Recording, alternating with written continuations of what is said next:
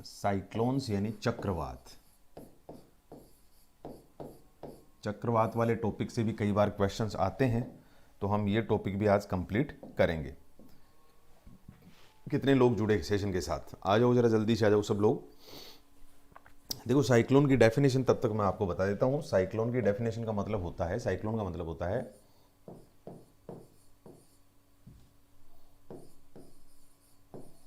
Circular motion of winds around a low air pressure center. low air pressure center। अगर ऐसी definition हो, good morning सभी को, good morning, नमस्कार, सुप्रभात, वेलकम वेलकम। तो चक्रवात किसे कहेंगे? एक निम्न वायुदाबीय, निम्न वायुदाबीय केंद्र के चारों ओर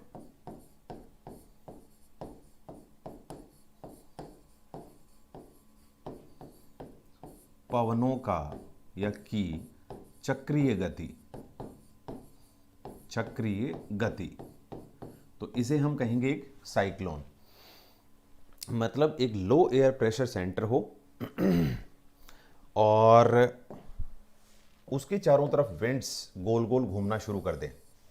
जैसे मान लीजिए ये लो प्रेशर है, निम्न वायुदाब, और चारों तरफ हाई प्रेशर है। अब हाई प्रेशर होगा तो क्या होगा? सभी दिशाओं से जो विंड होगी वो सेंटर की तरफ चलना चाहेगी, केंद्र की तरफ चलेगी। अगर केंद्र की तरफ चलना चाहेगी विंड सभी दिशाओं से, तो इसमें एक फोर्स होगा जो काम करेगा, जिसको हम कहते हैं कोरियोलिस फोर्स।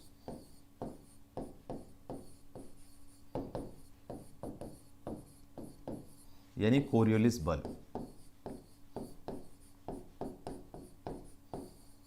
कोरियोलिस बल के कारण जो विंड होती हैं वो स्ट्रेट नहीं चल पाती हैं। ये विंड सिस्टम वाले टॉपिक में मैंने आपको बता दिया है कि विंड्स जो हैं वो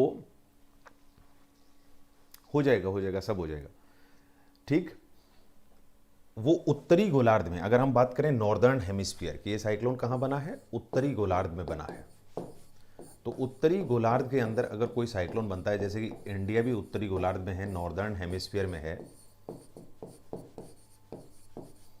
नॉर्दर्न हेमिस्फीयर, सदर्न हेमिस्फीयर में होगा तो इसका बिल्कुल ऑपोजिट हो जाएगा, उल्टा हो जाएगा। तो उत्तरी गोलार्ध में जो विंड्स होती हैं उसको, ये जो कोरियोलिस फोर्स होता है, ये विंड्स को डिफ्लेक्ट कर देता है। मतलब कुल मिला के उनकी डायरेक्शन को, कौन सी साइड में? Right word.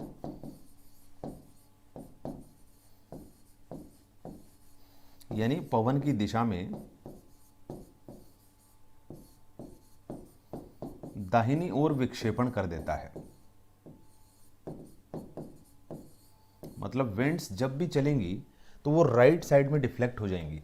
जैसे अगर ये विंड चलना चाहे तो ऐसे दाहिनी तरफ मुड़ जाए, ये भी चलना चाहे राइट साइड में मुड़ जाए, ये भी राइट साइड, यहाँ से चलने वाली भी दाहिनी तरफ। सभी जो सेंटर की तरफ विंड्स आ रही हैं, अगर वो राइट साइड में डिफ्लेक्ट हो जाती हैं, दाहिनी तरफ मुड़ जाती हैं, तो कोई भी सेंटर में नहीं पहुँच पाएगी। आप साफ साफ देख पा रहे हैं कि वो सेंटर में नहीं पहुँच पाएंगी। और सेंटर में नहीं पहुँची तो क्या हुआ? उनमें एक सर्कुलर मोशन जनरेट हो गया, यानी एक चक्रीय गति उत्पन्न हो गई। और वो चक्रीय गति क्लॉकवाइज घूम रही है या एंटी क्लॉकवाइज घूम रही है? जल्दी से बताओ सब लोग। जो सर्कुलर मोशन हो रहा है वो क्लॉकवाइज है या एंटी क्लॉकवाइज है? घड़ी की सुई की दिशा में है या घड़ी से विपरीत दिशा में घूम रहा है? जी हाँ, गुड मॉर्निंग सभी को, गुड मॉर्निंग। जी हाँ, बिल्कुल सही पहचान रहे हो आप। ये एंटी क्लॉकवाइज मोशन है, घड़ी से विपरीत दिशा में चक्र बनना शुरू हो गया। तो साइक्लोन बनने की जो कहानी है वो यही है कि सेंटर में हाई प्रेशर, लो प्रेशर बन जाए और सरकमफेरेंस यानी जो परिधि होती है वहाँ पर अगर हाई प्रेशर बन जाए तो सभी दिशाओं से चलने वाली जो विंड्स हैं, पवनें हैं, वो केंद्र में पहुँच नहीं पाती हैं। और वो किसके कारण नहीं पहुँच पाती हैं? कोरियलिस फोर्स के कारण। और कोरियलिस फोर्स उनको उत्तरी गोलार्ध में, अगर ऐसा उत्तरी नॉर्दर्न हेमिस्फीयर में होता है ऐसा, तो विंड्स कौन सी साइड में घूमेंगी? दाहिनी तरफ, दाहिनी तरफ मुड़कर चलेंगी।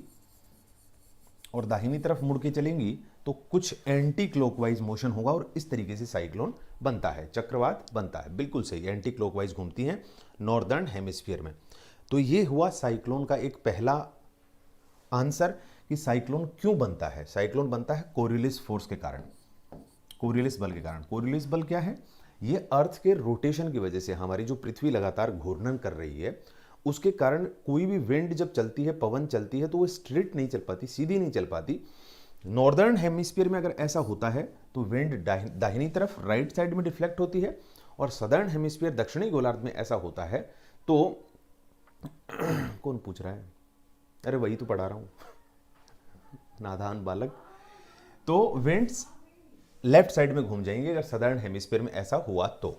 जरा इसको पढ़ो एक सेकेंड, जो लोग क्वेश्चन कर रहे हैं साइक्लोन क्या है, एक बार पढ़ो इसको, पूरा बोर्ड पे जो लिखा हुआ है ऊपर से नीचे तक सब कुछ पढ़ लो एक बार कि एक साइक्लोन क्या होता है। एक निम्न वायुदाबीय केंद्र, यानी केंद्र में निम्न वायुदाब हो तो चारों ओर से जो पवन चलती हैं वो गोल गोल घूमने लग जाती हैं, उसको कहते हैं हम चक्रवात, यानी सर्कुलर मोशन ऑफ विंड्स, यानी विंड्स का circular motion around a low air pressure centre, low air pressure centre के चारों तरफ।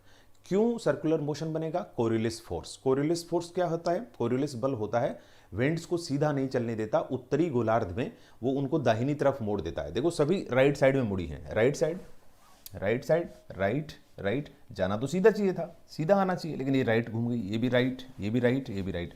तो इसकी वजह से सर्कुलर मोशन बन गया। कोई भी जो विंड चली थी सेंटर की तरफ वो सीधी नहीं चल पाई। अब देखिए ये जो साइक्लोन होते हैं चक्रवात, ये दो प्रकार के होते हैं, जिनमें से पहला ज्यादा इंपॉर्टेंट है जिसको हम कहते हैं ट्रॉपिकल साइक्लोन्स।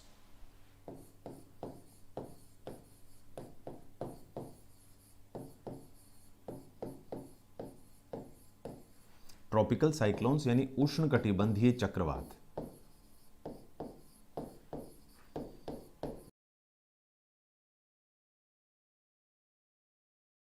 ये दो प्रकार के होते हैं, जिनमें से पहला ज्यादा इंपॉर्टेंट है जिसको हम कहते हैं ट्रॉपिकल साइक्लोन्स।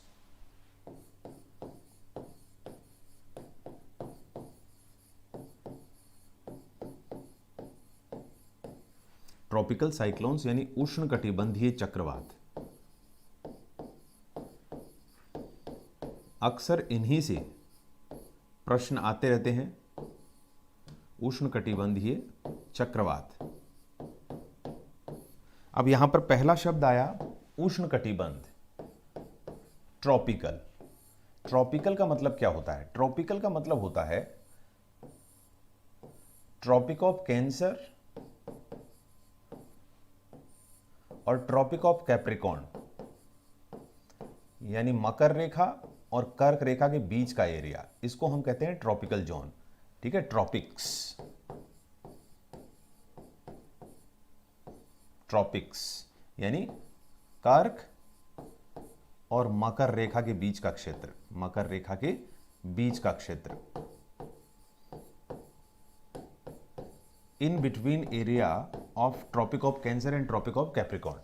लेकिन सच में ये साइक्लोन केवल इसी एरिया में नहीं बनते, मैं आपको दूसरी जगह बताता हूं। ये साइक्लोन बनते हैं, जैसे मान लीजिए इक्वेटर है तो इक्वेटर से 5 डिग्री नॉर्थ के नॉर्थ में बनेंगे और 5 डिग्री साउथ के साउथ में बनेंगे। और कहां तक बनेंगे? 30 डिग्री साउथ तक बनते हैं और 30 डिग्री नॉर्थ तक बनते हैं, यहां तक बनते हैं ये साइक्लोन। यानी कहां बनेंगे ये साइक्लोन? देखिए जरा, यहां देखिए, ट्रॉपिक ऑफ कैंसर के आसपास, ट्रॉपिक ऑफ कैप्रिकॉर्न के आसपास, यहां पर, यहां पर, यहां पर, यहां पर। 5 डिग्री नॉर्थ और 5 डिग्री साउथ के बीच में साइक्लोन नहीं बनते हैं, याद रखना। 5 डिग्री नॉर्थ और 5 डिग्री साउथ के बीच में साइक्लोन नहीं बनेंगे। और कहां बनेंगे तो मैं आपको बता चुका हूं, ये बनेंगे, मैं इसको थोड़ा बड़ा कर दूं ताकि आपको आराम से दिखाई दे।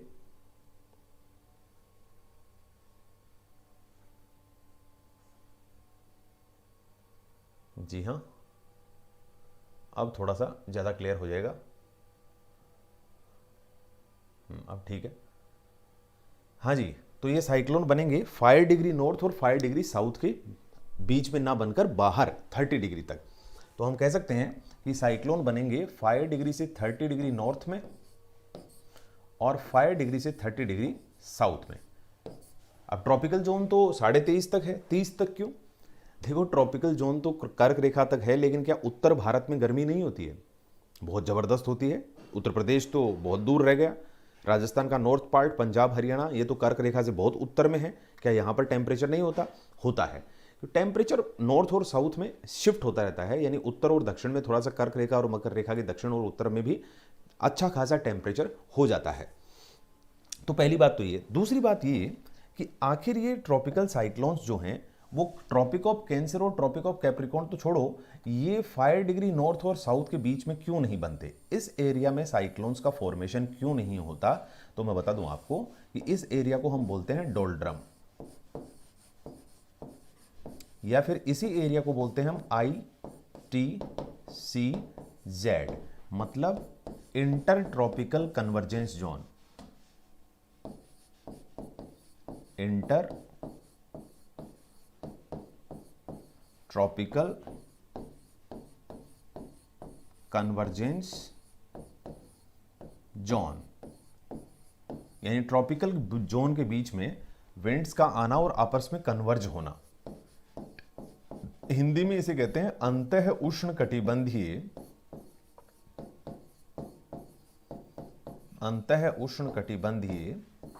अभिसरण क्षेत्र।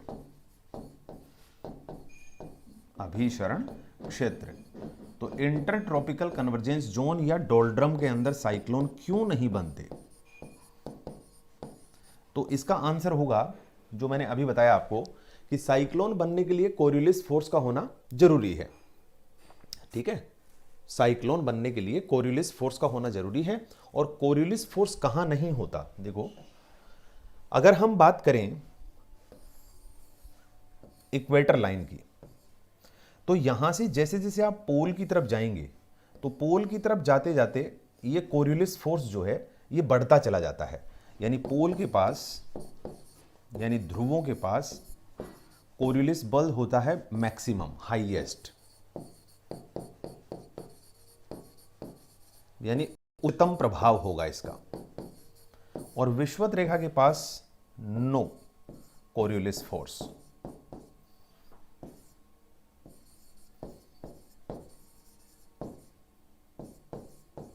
इफेक्ट, यानी विषुवत रेखा के पास, इक्वेटर के पास कोरियोलिस बल का प्रभाव नहीं होता। कोरियोलिस बल का प्रभाव नहीं होता।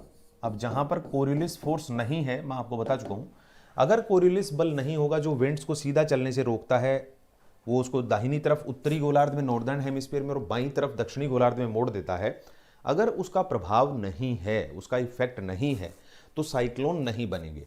ठीक है, तो ये जवाब हुआ कि आखिर क्यों इक्वेटर के पास ट्रॉपिकल साइक्लोन 5 डिग्री नॉर्थ और 5 डिग्री साउथ के बीच में नहीं बनते। तो आप कहिए कोरियोलिस फोर्स नहीं होता है, कोरियोलिस बल नहीं होता है। अब बात करते हैं कि tropical cyclones can form only on oceans. एक और बात आ गई, यानी उष्णकटिबंधीय चक्रवातों का निर्माण, उष्णकटिबंधीय चक्रवातों का निर्माण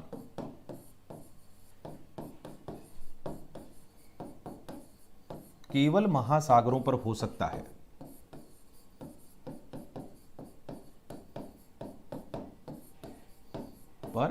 हो सकता है,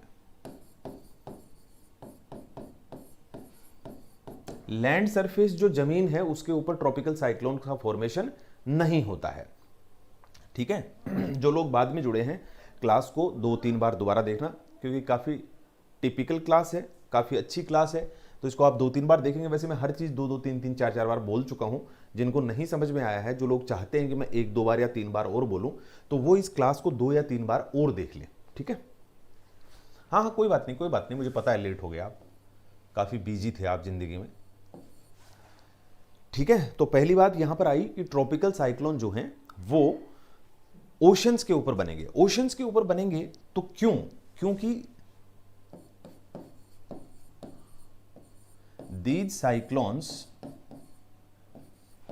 cyclones need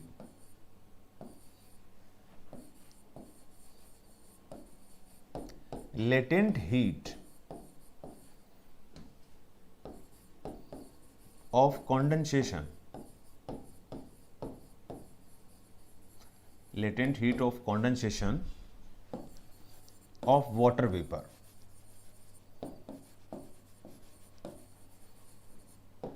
यानी इन चक्रवातों को, ध्यान से सुन लेना ये चीजें, ये बातें एग्जाम में अगर आई तो हमें ठीक करना है प्रश्न को। इन चक्रवातों को जल वाष्प के संघनन की गुप्त ऊष्मा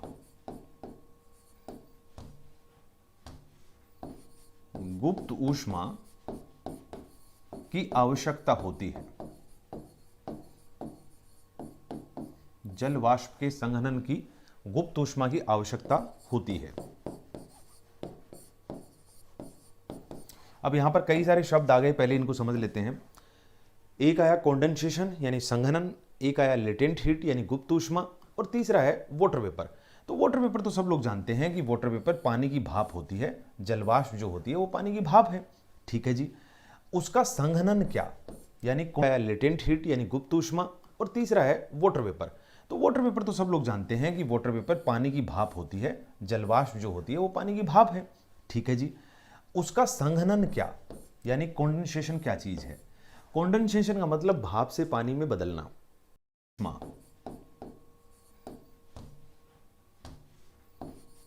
गुप्त ऊष्मा की आवश्यकता होती है। जल वाष्प के संघनन की गुप्त ऊष्मा की आवश्यकता होती है। अब यहां पर कई सारे शब्द आ गए, पहले इनको समझ लेते हैं। एक आया कॉन्डेंसेशन यानी संघनन, एक आया लेटेंट हीट यानी गुप्त ऊष्मा, और तीसरा है वाटर वेपर। तो वाटर वेपर तो सब लोग जानते हैं कि वाटर वेपर पानी की भाप होती है, जलवाष्प जो होती है वो पानी की भाप है। ठीक है जी, उसका संघनन क्या, यानी कॉन्डेंसेशन क्या चीज है? कॉन्डेंसेशन का मतलब भाप से पानी में बदलना। खूब सारी वाटर वेपर है एयर के अंदर, वो वाटर में कन्वर्ट होती है, पानी में बदलती है। बस उसी प्रोसेस को, उसी प्रक्रिया को, जो भाप पानी में बदल रही होती है, water vapour is converting into water droplets, that process is known as condensation. उसी को हम कहते हैं संघनन। ठीक है, तो संघनन समझ में आ गया, भाप का पानी में बदलना। लेकिन उससे जो मिलती है लेटेंट हीट यानी गुप्त ऊष्मा, वो क्या चीज है? आइए लेटेंट हीट को समझ लेते हैं। लेटेंट हीट एक ऐसी हीट होती है जो सॉलिड से लिक्विड बनते वक्त और लिक्विड से गैस बनते वक्त रिक्वायर्ड होती है, जिसको चाहिए। यानी अगर बर्फ है वो पानी में बदल रही है तो उसको गर्म करना पड़ेगा, और पानी अगर भाप में बदल रहा है तो भी उसको और गर्म करना पड़ेगा। यानी इस प्रोसेस में लेटेंट हीट की नीड होती है। नीड यानी आवश्यकता, इसको चाहिए, इट रिक्वायर्स। लेकिन जरा उल्टा प्रोसेस करते हैं, भाप को पानी में बदलिए या पानी को बर्फ में बदलिए, तो क्या करना पड़ेगा? इसमें से लेटेंट हीट रिलीज होगी। रिलीज यानी मुक्त होगी, निकलेगी। राइट? यानी भाप को ठंडा करोगे तभी तो पानी बनेगा, पानी को ठंडा करोगे तभी तो बर्फ बनेगी। तो यहां पर लेटेंट हीट रिक्वायर्ड है और यहां लेटेंट हीट को निकालना पड़ेगा, यानी वो निकलेगी तभी ये प्रोसेस होगी। ध्यान से सुनो इस बात को। ठीक है, तो आप यहां साफ साफ समझ सकते हैं कि सॉलिड से लिक्विड और लिक्विड से गैस, यानी भाप से पानी बनना और पानी से बर्फ बनना, ये दो अलग अलग प्रोसेस हैं। इधर ऊष्मा की जरूरत है और इधर ऊष्मा निकाली जाएगी। यहां पर देखो, यहां गौर करने वाली बात है कि जब भाप से पानी बनेगा तो उसमें से हीट रिलीज होगी। जब भाप से पानी बनेगा तो उसमें से हीट निकलेगी, रिलीज होगी, और जब रिलीज होगी हीट तो वो हीट किसको मिलेगी? एयर को। और एयर को जब हीट मिलती है तो वो गर्म होती है, और गर्म होने के बाद में एयर क्या करेगी? जैसे ही आप एयर को गर्म करोगे, एयर जो है वो मान लीजिए गर्म हो गई। मैंने आपको बताया गर्म होते ही एयर ऊपर की तरफ भागती है। ऊपर की तरफ भागने से वहां क्या बनेगा? वहां लो प्रेशर बनेगा, और लो प्रेशर बनेगा तो चारों तरफ से जो विंड्स आएंगी वो सर्कुलर मोशन के चारों, मतलब इस जो एरिया है उसके चारों तरफ घूमने लगेंगे और एक साइक्लोन बन जाएगा, एक चक्रवात बन जाएगा। तो इस तरीके से ऊपर जाएगी एयर तो ठंडी होगी, ठंडी होने के बाद में क्या होगा? उसको गर्मी चाहिए। गर्मी कौन देगा? टेम्परेचर कौन देगा? वो देगा वाटर वेपर की लेटेंट हीट, यानी जलवाष्प की जो गुप्त ऊष्मा है उससे वो गर्म होता रहेगा और साइक्लोन लगातार ताकतवर बनता रहेगा। राइट। तो साइक्लोन को पावरफुल बनाना है तो वहां पर जलवाष्प की गुप्त ऊष्मा यानी जो वाटर वेपर की लेटेंट हीट है उसकी आवश्यकता होना जरूरी है। ठीक है। Good morning, good morning. यहाँ पर सब लोगों को मैं पहले इस्तकबाल कर लूँ भैया। कंचन यादव यहाँ आ चुके हैं, निशांत आ चुके हैं, विकास हैं यहाँ पर, गुड्डी कुमारी हैं यहाँ पर, अजय कुमार को, ठीक है, अजय कुमार मिल जाएगी आपको आपकी क्लास। और प्राहेद क्या है? प्रहलाद, ओके प्रहलाद, ठीक है। अनन्या सैनी भी हैं यहाँ पर, पीके शर्मा जी भी आ चुके हैं। सभी को गुड मॉर्निंग, नमस्कार। जल्दी से जुड़ जाओ सब लोग, बाकी लोग भी आ जाओ। छोटू कुमार भी आ चुके हैं, हाय हेलो गुड मॉर्निंग नमस्कार छोटू।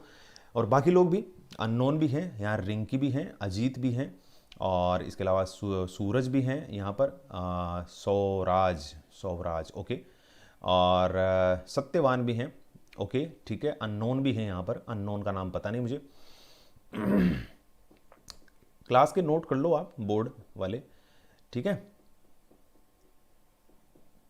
क्लास के नोट ये रहे, कर लो, नोट कर लो। बाकी नोट तो मैं दे ही चुका हूं आपको। धीरज कुमार, बोर्ड वाले नोट्स नहीं होते मेरे पास, बोर्ड वाले नहीं होते, बोर्ड वाले तो पढ़ने होते हैं ना, बोर्ड वाले नोट कहाँ से मिलेंगे?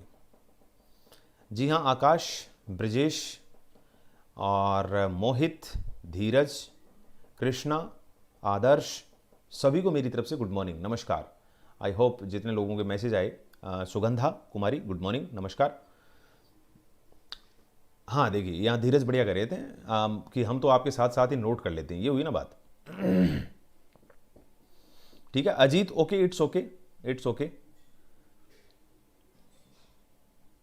ठीक है। कंचन कर लेते हैं, आज ही कर लेते हैं, चिंता मत करो, ठीक है। तो इस तरीके से साइक्लोन बनते हैं। बस साइक्लोन का एक और बात मैं आपको बताना चाह रहा था कि इन साइक्लोन्स को वर्ल्ड वाइड अलग अलग नाम से जानते हैं।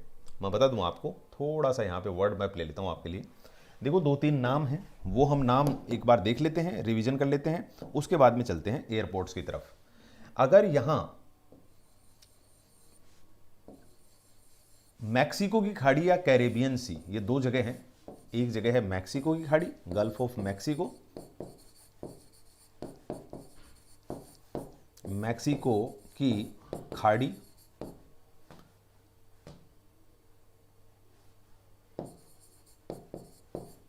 या फिर यहां पर है कैरेबियन सागर, कैरेबियन सी या फिर सागर, कैरेबियन सागर, और यह है गल्फ ऑफ मैक्सिको। यहां पर जब भी कोई साइक्लोन बनता है, यहां से कोई भी साइक्लोन बना तो उसको हम बोलते हैं हरिकेन। तो उसको क्या कहेंगे? उस साइक्लोन को हम कहते हैं हरिकेन। और अगर यहां इसके थोड़ा सा इस तरफ बना, फ्लोरिडा कोस्ट के पास,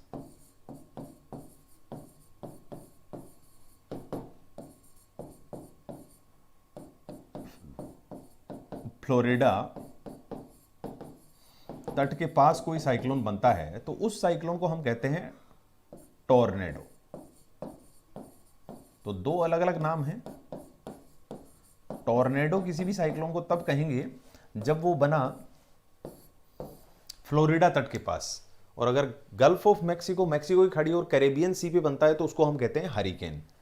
इसके अलावा ऑस्ट्रेलिया के उत्तर पश्चिमी तट के पास, अगर ऑस्ट्रेलिया के नॉर्थ वेस्ट कोस्ट के पास कोई साइक्लोन बनता है तो उसको वो लोग बोलते हैं विली विली। और वर्ल्ड वाइड पूरे विश्व में विली विली नाम से ही ये जाना जाता है, विली विली नाम से ही इस साइक्लोन को जानेंगे। तो विली विली तब कहेंगे ऑस्ट्रेलिया के उत्तर पश्चिमी तट यानी नॉर्थ वेस्टर्न कोस्ट के पास कोई साइक्लोन बना तब। ये वाला पानी है साउथ चाइना सी, ठीक है, इसको हम कहते हैं साउथ चाइना सी, साउथ चाइना सी यानी दक्षिण चीन सागर, दक्षिण चीन सागर। तो दक्षिण चीन सागर के पास कोई साइक्लोन बनता है तो उसको वो लोग बोलते हैं टाइफून, राइट, टाइफून, उसको कहेंगे टाइफून। और अगर उत्तरी हिंद महासागर, बंगाल की खाड़ी और अरब सागर पे कोई साइक्लोन, जैसे ये बंगाल की खाड़ी है, अरब सागर है, यहां कोई साइक्लोन बनता है दोनों में से किसी भी जगह, तो उसको हम सिंपली डिप्रेशन बोलते हैं, डिप्रेशन यानी एक अवदाब, ठीक है, या फिर सिंपल तरीके से उसको चक्रवात ही बोल देते हैं, चक्रवात यानी साइक्लोन। तो ये अलग अलग नाम हुए, कितने नाम हो गए साइक्लोन्स के? एक नाम हो गया, दूसरा नाम हो गया, तीसरा नाम हमारा डिप्रेशन हो गया, चौथा नाम विली विली हो गया और पांचवा नाम हो गया टाइफून। अलग अलग जगह पर कोई साइक्लोन बनेगा तो पूरे वर्ल्ड में इनको अलग अलग नाम से जानते हैं। नोट कर लो भाई जल्दी से जिनको नोट करना है, ठीक है, जिनको नोट करना है।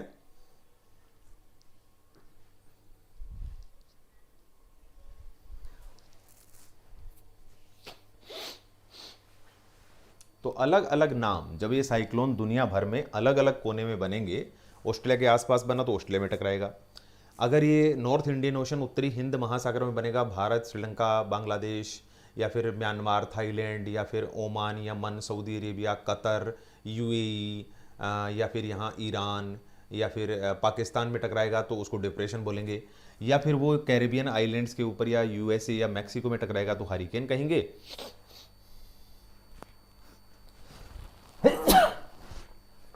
और फ्लोरिडा तट के पास बनकर अगर वो यूएसए में टकराएगा तो उसको कहेंगे टोर्नेडो। और अगर वो साइक्लोन बना साउथ चाइना सी पे और वियतनाम, लाओस या फिर फिलीपींस, ताइवान, हांगकांग, चाइना, इन कंट्रीज में टकराएगा तो उसको वो लोग कहेंगे टाइफून, ठीक है। हाँ, स्क्रीनशॉट तो नहीं होता है, स्क्रीनशॉट नहीं होता है, ताकि आप जानते हैं। नोट कर लो भाई जल्दी से जिनको नोट करना है, ठीक है, जिनको नोट करना है।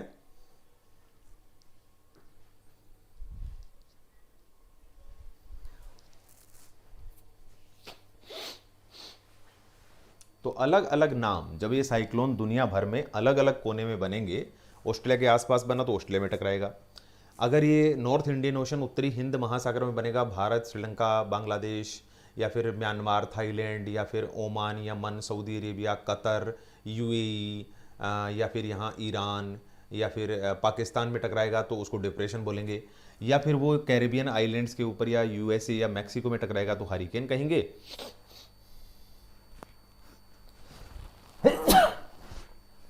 और फ्लोरिडा तट के पास बनकर अगर वो यूएसए में टकराएगा तो उसको कहेंगे टोर्नेडो।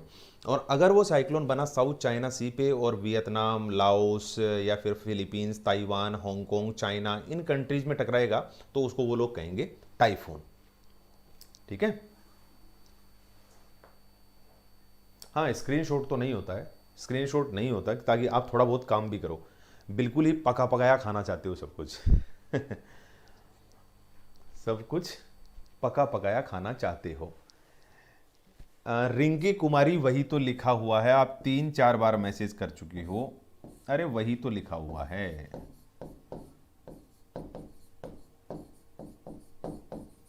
जरा देखिए तो सही।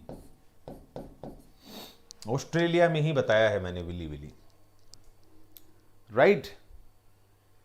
तो आई होप सब लोगों ने नोट कर लिया होगा। दे रहा यहां पर रिजू कुमारी कह रही हैं कि सर नोट कर लिया है, बहुत बढ़िया। अब देखो, केवल बाकी सारी दुनिया को छोड़कर, देखो वीडियो तो आपके पास होता ही है, वीडियो को आप कितनी भी बार देख सकते हैं, वीडियो को आप 50 बार भी देख सकते हैं, एक बार और देख सकते हैं, कितनी बार देख सकते हैं वीडियो। एक बार जो वीडियो बन चुका है, आपके पास आ चुका है, वो डाउनलोड का फंक्शन भी अगले दिन मिल जाता है। नेक्स्ट डे कोई भी वीडियो आप डाउनलोड कर सकते हैं, जिस दिन क्लास होती है उस दिन तो नहीं होता। अब ये जो डिप्रेशन वर्ड है जो उत्तरी हिंद महासागर, जहां बंगाल की खाड़ी है और अरब सागर है, वहां पर जब कोई साइक्लोन बनता है तो वो सच में इफेक्ट करता है बहुत सारी कंट्रीज को। बहुत सारी कंट्रीज मतलब खूब सारी कंट्रीज हैं वहां पर। 13 कंट्रीज हैं जिनको वो प्रभावित करता है। अगर मैं यहां पर एक मैप दिखाना चाहूँ आपको, तो इसमें आपको 13 देशों के नाम देखने को मिलेंगे। देखो, बांग्लादेश है, इंडिया है, Iran, Maldives, Myanmar, Oman, Pakistan, Qatar, Saudi Arabia, Sri Lanka, Thailand, UAE और यमन। इन सब देशों ने 13-13 नाम दे रखे हैं। ये यहां लिखा हुआ है कि new list of names for tropical cyclones over north Indian ocean. तो सब ने, बांग्लादेश ने भी, इंडिया ने भी। जैसे इंडिया ने नाम दिए गति, तेज, मोरासो, आग, व्योम, झार, प्रबहो, नीर, प्रभंजन, इसके अलावा घूर्णी, अंबुद, जलाधि और वेग। ऐसे सारे देशों ने अपनी तरफ से 13-13 नाम दे रखे हैं। तो कितनी कंट्री हैं जो उत्तरी हिंद महासागर चक्रवातों का नामकरण करती हैं? तो आप कह सकते हैं वो 13 देश हैं। याद रखिए, कितने देश हैं? 13 कंट्रीज हैं जो उत्तरी हिंद महासागर चक्रवातों का नामकरण में अपना हिस्सा लेते हैं। ये देश कहां कहां हैं मैं जरा आपको बता दूं। अगर ये मैप है नॉर्थ इंडियन ओशन का, उत्तरी हिंद महासागर का, तो उत्तरी हिंद महासागर पर वो 13 देश कौन कौन से हैं? भारत है, श्रीलंका, यहां पर है मालदीव, इधर बांग्लादेश, बांग्लादेश के अलावा म्यांमार, म्यांमार के साथ साथ थाईलैंड, थाईलैंड के अलावा पाकिस्तान, पाकिस्तान के अलावा ईरान, ईरान के साथ साथ ये सऊदी अरब,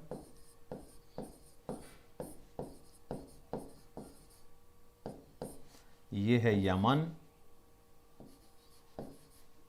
यहां पर है ओमान, यहां पर है कतर और यहां पर है UAE, United Arab Emirates, UAE. I hope 13 countries हो चुके हैं। अगर हम भारत के तरफ से देखें, यानी यहां तक देखें, यहां तक, तो यहां पर कंट्री हो गए 1 2 3 4 5 और 6।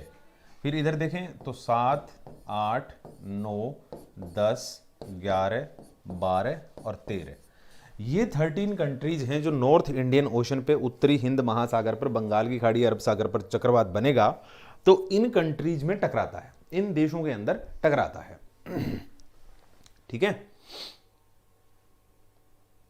डाउनलोड का ऑप्शन आप में से ही कोई ना कोई बता देगा। डाउनलोड का ऑप्शन कहां होता है भाई? बताओ जरा, डाउनलोड का ऑप्शन कहां पर होता है? कोई भी वीडियो अगर आप डाउनलोड करना चाहते हैं तो उसका ऑप्शन कहां होता है? कोई बता सकता है?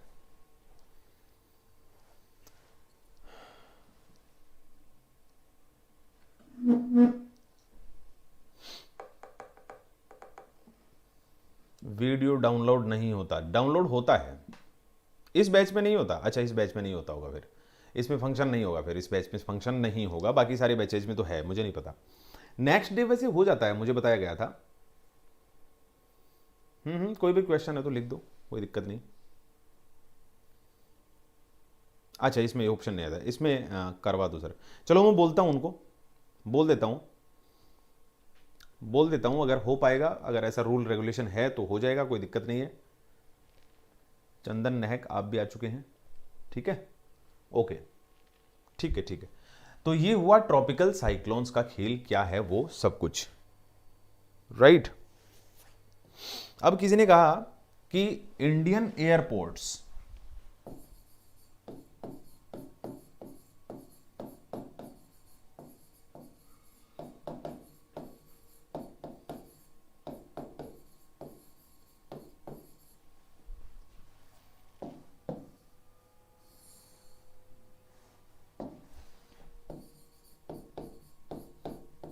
भारत में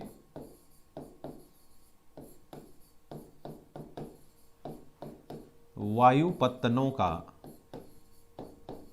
नामकरण।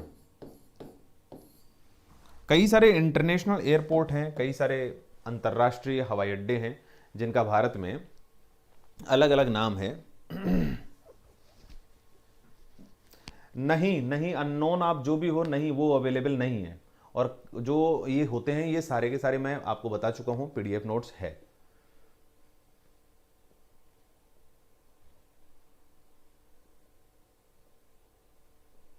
ठीक है ठीक है, मैं करता हूं, बात करता हूं। ठीक है अनन्या, ठीक है ठीक है, वो तो खैर आते रहते हैं बार बार, तो आपको याद रखना पड़ेगा करंट अफेयर में। हाँ जी, तो अगर यहां नामकरण देखें एयरपोर्ट्स का, तो मैं आपको बता दूं कि जैसे सबसे पहले देश की राजधानी दिल्ली की बात करते हैं। दिल्ली के एयरपोर्ट को हम बोलते हैं इंदिरा गांधी इंटरनेशनल एयरपोर्ट। तो इंदिरा गांधी के नाम से आईजीआई एयरपोर्ट के नाम से जाना जाता है दिल्ली का एयरपोर्ट। अगर आप मुंबई के एयरपोर्ट की बात करेंगे, मुंबई, तो मुंबई में शिवाजी हर जगह छाए हुए हैं, तो छत्रपति शिवाजी के नाम से, शिवाजी महाराज के नाम से है मुंबई का एयरपोर्ट। अगर आप कोलकाता के एयरपोर्ट को देखेंगे तो वहां पर नेताजी सुभाष बोस, नेताजी सुभाष बोस के नाम से है कोलकाता वाला। अगर आप लखनऊ के एयरपोर्ट की बात करेंगे तो वो है चौधरी चरण सिंह जी के नाम से, चौधरी चरण सिंह जी के नाम से है। अगर आप मोदी जी की वाराणसी, जहां से इलेक्शन लड़ते हैं, बनारस, वहां के एयरपोर्ट के नाम देखेंगे तो देश के दूसरे प्रधानमंत्री थे लाल बहादुर शास्त्री, लाल बहादुर शास्त्री जी, वो भी वहीं से इलेक्शन लड़ते थे, तो उनके नाम से है। अगर आप पटना एयरपोर्ट की बात करेंगे, पटना का वायुयान जो वायु पत्तन है उसका नाम, तो वहां पर जेपी नारायण,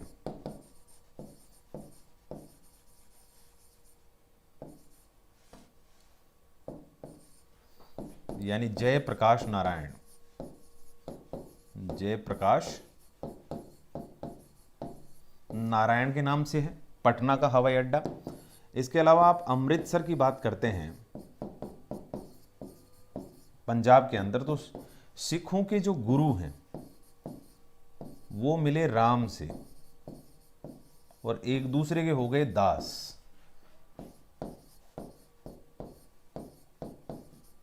गुरु रामदास जी के नाम से है, ठीक है, गुरु रामदास जी के नाम से है अमृतसर का।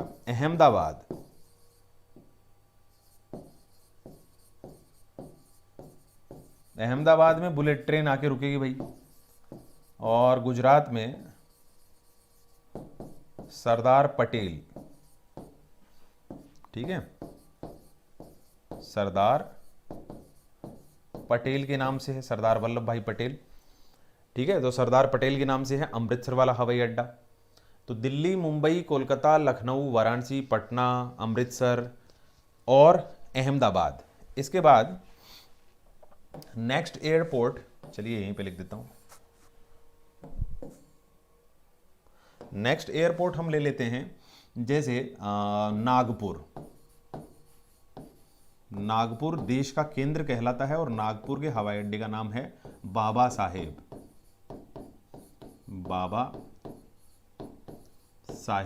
अंबेडकर के नाम से, अंबेडकर। तो बाबा साहेब अंबेडकर के नाम से है नागपुर, जो भारत का केंद्र है, सेंटर है, उसका एयरपोर्ट का नाम, ठीक है।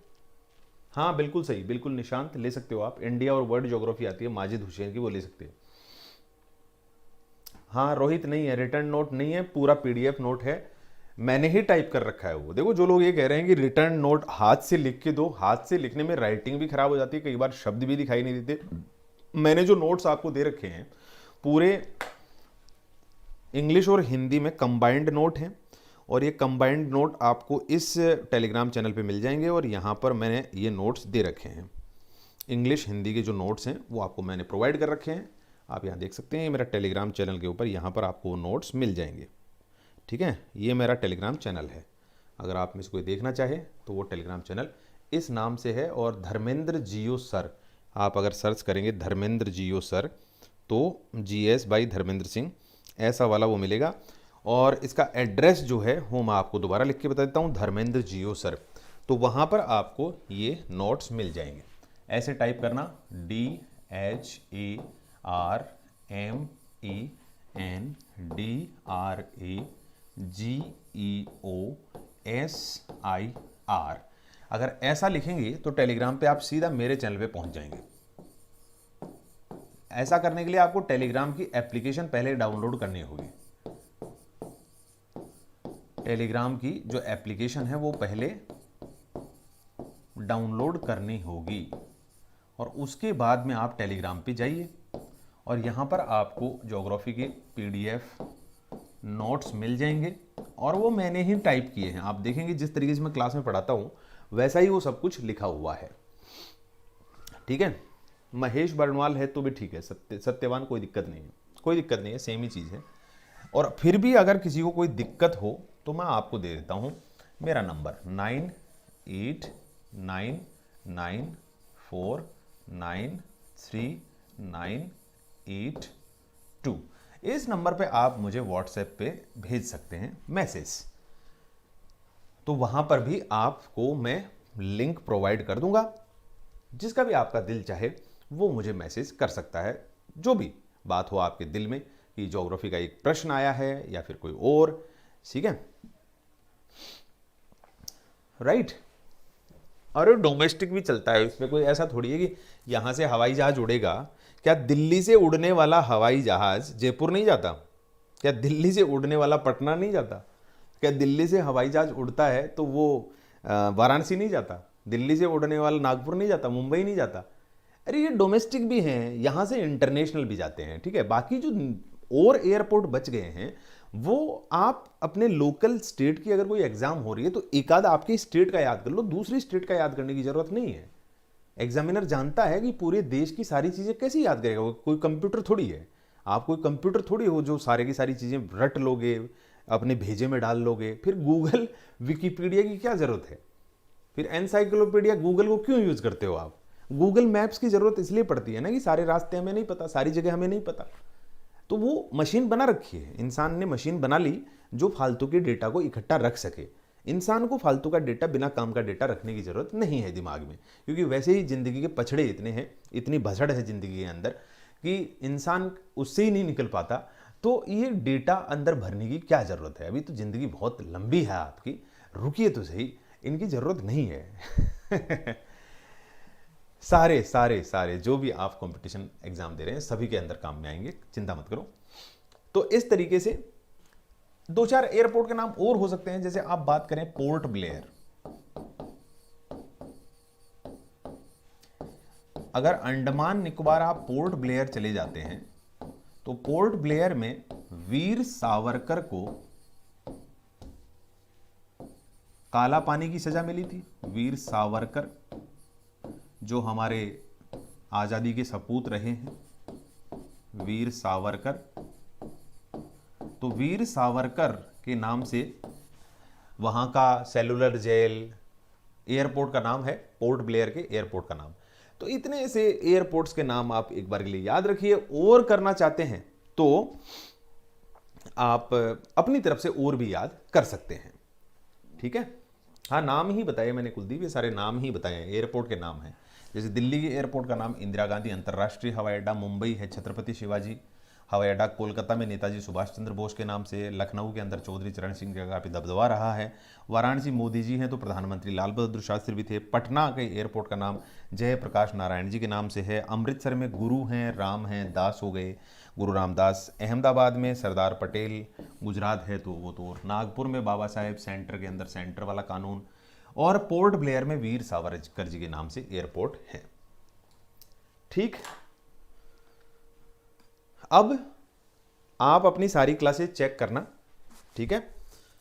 और अगर कोई टॉपिक आपको लगता है, क्योंकि बहुत सारे जंबल हो चुके हैं टॉपिक आगे पीछे, मेरे हिसाब से मैंने सारे टॉपिक करवा दिए हैं। अगर आपको लगे कि सर ये एक टॉपिक है, तो आप मुझे इस नंबर पे मैसेज कर देना, जो भी मुझे करना चाहे। अगर आपको लगे कि सारे टॉपिक मैंने देख लिए, उनमें से ये टॉपिक नहीं हुआ है, तो नेक्स्ट क्लास में वो टॉपिक कर लेंगे, ठीक है। आपकी जिम्मेदारी बनती है, आप में से सब लोग मुझे बैच लिखना, आपका जो भी बैच है, कि सर जो अभी 9 तारीख को सुबह क्लास हुई थी, 9 दिसंबर मॉर्निंग 8 AM क्लास जो हुई है, ठीक है, ये लिखना। उसमें टॉपिक, ये टॉपिक का नाम लिख देना। ये टॉपिक मुझे लगता है ज्योग्राफी में और होना चाहिए, वो टॉपिक हम नेक्स्ट क्लास में कर लेंगे। यहां लिखने की कोई जरूरत नहीं है, आराम से चेक कर लेना, आराम से रिलैक्स मोड में तसल्ली से चेक कर लेना।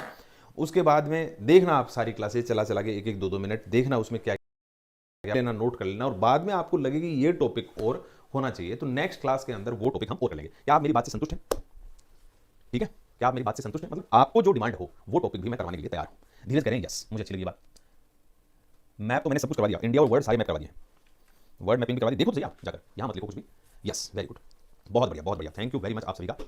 राइट, तो आप देखो आराम से, और मेरे इस नंबर पे, ये नंबर आप ही का समझो, आपको बिल्कुल भी झिझक करने की जरूरत नहीं कि सर को मैसेज करें या ना करें, खुलेआम जब आपका दिल करे, आपके दिल में कोई ऐसी बात हो कि सर आज पढ़ते वक्त मुझे दिक्कत हुई, आप मुझे शेयर कीजिए। मैं मुझे अपने परिवार का हिस्सा समझिए, आप समझिए कि बस आप तैयारी कर रहे हैं और मैं बस आपको थोड़ी बहुत मदद कर रहा हूं। आपकी तैयारी में, तैयारी आप ही को करनी है, प्रिपरेशन आप ही को करनी है, एग्जाम आप ही को देनी है, क्लियर आप ही करेंगे, नौकरी आप ही लगेंगे, बस मेरा तो आपकी जिंदगी में थोड़ा सा कंट्रीब्यूशन है, बस और कुछ नहीं। और उसके लिए मैं हमेशा तैयार हूं, ठीक है।